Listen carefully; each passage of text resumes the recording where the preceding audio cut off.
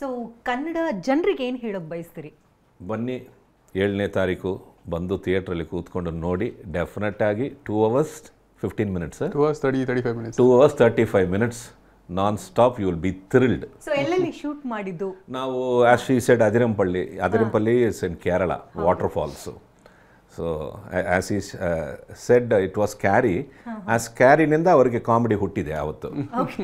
ಅಲ್ಲಿ ದೊಡ್ಡ ದೊಡ್ಡ ಜಲಪಾತ, ಅದು ದೊಡ್ಡ water falls. At that time the water was less. So ನೀವು ಎಡ್ಜ್ವರೆಗೂ ಹೋಗ್ಬೋದು. ಅದು ಆಫ್ಟರ್ ಒಂದು 3-4 months ಆದಮೇಲೆ ಅಲ್ಲಿ ಏನೂ ಕಾಣಿಸಲ್ಲ, ಬರೀ ನೀರು. ಸೊ ಆ ಎಡ್ಜಲ್ಲಿ ಈವನ್ ಆ ಎಡ್ಜಿಗೆ ಹೋಗಿ ಅವರು ಸ್ವಲ್ಪ ರಿಸ್ಕಿ ಶಾಟ್ಸ್ ಎಲ್ಲ ಮಾಡಿದ್ರು. ಡ್ರೋನ್ ಎಲ್ಲ ಇಟ್ಕೊಂಡು we shot it for couple of days, 2 days to 3 days we did. So ಅಲ್ಲಿ plus most of the portion here Bangalore. So ಅವ್ರಿಗೆ ಆಕ್ಟಿಂಗ್ ಪ್ರಿಪ್ರೇಷನ್ಸ್ ಬಗ್ಗೆ ನೀವು ಸೆಟ್ಟಲ್ಲಿ ನೋಡ್ತಾ ಇದ್ರಿ, ಯಾವ ರೀತಿ ಸೈಕಲ್ ಹೊಡಿತಾ ಇದ್ರು ಅವರು ಅಂತ? ಇಲ್ಲ, ಅವ್ರ ಪಾಪ genuinely she was very obedient and ಕೆಲಸ ಏನು ಅಷ್ಟುವರೆಗೆ ಪಾಪ she use to just concentrate on her dialogues and all. Okay. So ವಿಚಿತ್ರ, ಈ ಕನ್ನಡ ಇಂಡಸ್ಟ್ರಿಗೆ ಬರೋಕ್ಕೆ ಮುಂಚೆ ನಿಮ್ಮ ಥಾಟ್ಸ್ಗಳು ಬೇರೆ ಇರುತ್ತೆ. ನೀವು ಫಿಲ್ಮ್ ಮಾಡಾದ್ಮೇಲೆ ಹೇಗೆ ಅನಿಸ್ತಾ ಇದೆ? Before you came to the industry, your thoughts about the industry would be different. But after actually seeing it, how do you feel? I mean, what has changed from what you had thought? Okay, so previously I only heard from the people. They were like, this industry is like that, this industry is like that. But when I worked here, my whole perception changed, and now I'm like this is the best industry. Okay. Yeah. So few messages, like one word for Kannadiga fans. Okay. In one line. Okay. ठीक है. So guys, since Kannada is a new language for me, I might have made like so many mistakes. So please forgive me. I'll try to learn the language, and I want to tell you all that please accept me as your own family member and give me that little space in your heart, and I'll try to learn the language, and I'll try to speak with you all in Kannada language soon. And yeah, that's it. Jai Kannadambe.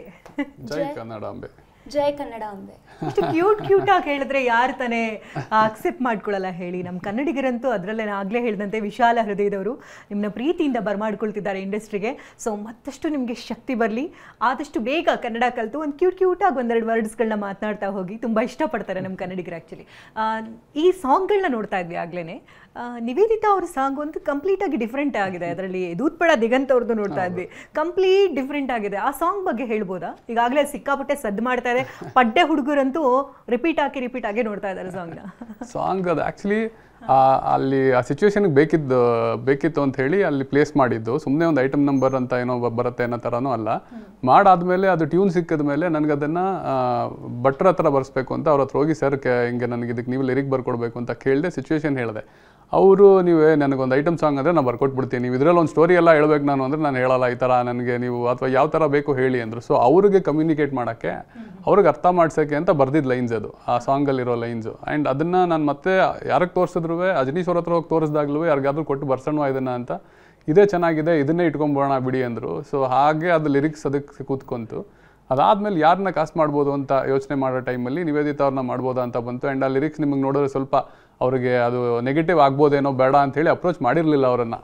ಬೇಡ ಅವರು ಅವಾಗ ಸ್ವಲ್ಪ ಅವ್ರಿಗೆ ಅದು negative ಮಾಡಿಬಿಡ್ಬೋದು ಜನ, ಬೇಡ accept ಮಾಡಲ್ವೇನೋ ಅಂತ approach ಮಾಡಿರಲಿಲ್ಲ. ಆ್ಯಂಡ್ ಫೈನಲಿ ಎಲ್ಲ ಹುಡುಕ್ಬೇಕಾದ್ರೆ ತುಂಬ ಹುಡುಕಿ ಯಾರು ಕನ್ವಿನ್ಸ್ ಆಗ್ತಿಲ್ಲ ಅಂದಾಗ ನಮ್ಮ ಸಾಧು ಸರ್ ಮಗ ಸುರಾಗ್ ಅವ್ರು ಹೇಳ್ತಾರೆ, ಒಂದ್ಸಲಿ ಕೇಳ್ಬಿಡೋಣ, ಅವ್ರು ಹೇಗೆ ತಗೋತಾರೆ ಗೊತ್ತಿಲ್ಲ, ನೀವು ಒಂದ್ಸಲಿ ಕೇಳೋದ್ರಲ್ಲಿ ತಪ್ಪಿಲ್ಲ ಅಂತ. ಅದಾದ್ಮೇಲೆ ಅವ್ರ ಹತ್ರ ಮಾತಾಡಿದಾಗ ಅವ್ರ ಆಫೀಸಿಗೆ ಬಂದು ಮೀಟ್ ಮಾಡ್ತಾರೆ.